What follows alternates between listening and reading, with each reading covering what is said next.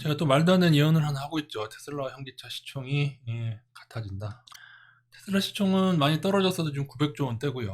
현대차 시총은 약 40조 원, 기아차도 30조, 합쳐서 한 70조 원대가 되는데 현대차가 10배를 오르던지 테슬라가 10분의 1로 떨어지던지 아니면은 중간에 그 접점을 쳤던지 그렇게 될 것 같습니다.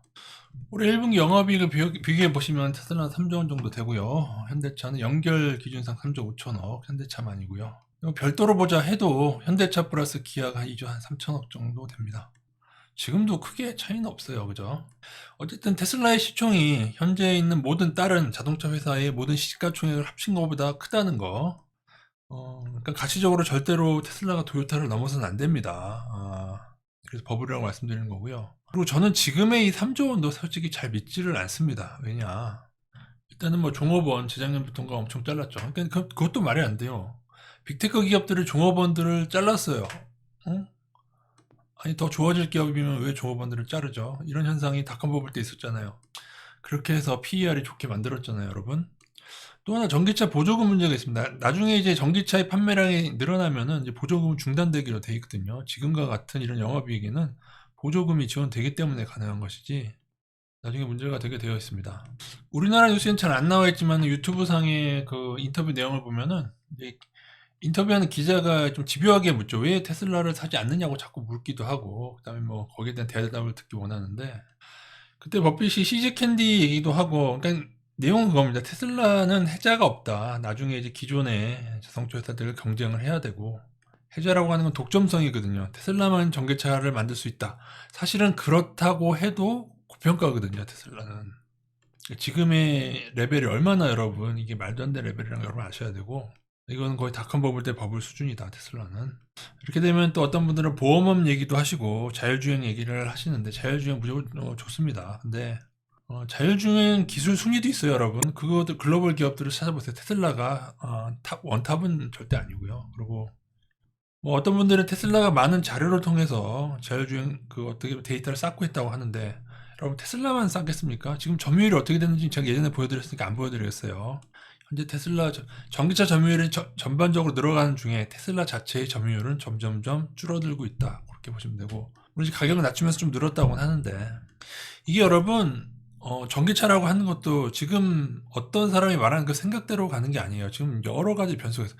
최근에 일어난 가장 큰 변수가 테슬라에서 LFP 배터리, 인산철 배터리. 수많은 사람들이 뭐 이거는 아니고 뭐 중국 거고 했는데 결국에는 여러분 먼 거랑 버핏의 예상이 맞았어요.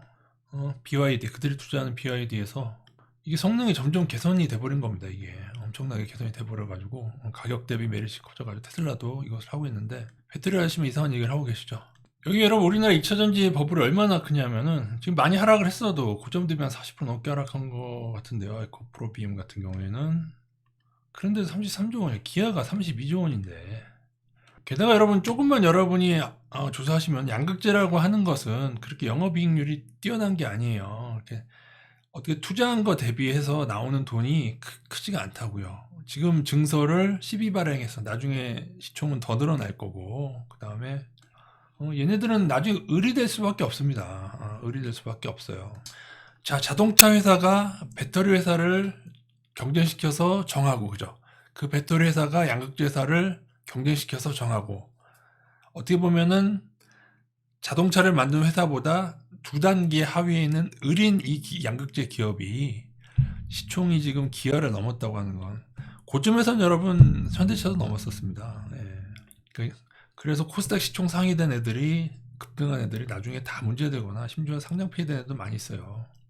그리고 양극재가 그렇게 올라야 된다면은 이건 가짜 뉴스가 많은데 글로벌 1위가 스미토모 금속 아닙니까? 3원계 1위가요. 일본의 기업이고 점유율이 에코프로비엠인 2위보다 훨씬 큰데 걔네들은 급등 안 했거든요. 최근에. 그리고 매출액하고 주가 비교했을 때 그냥 현재 한 5배 이상, 한 10배 정도 거품이 있다고 보시면 되겠습니다. 그러니까 여러분들은 작전주 천국에 살고 계시는 것이고 결국 이게 개미죠. 이게 개미입니다.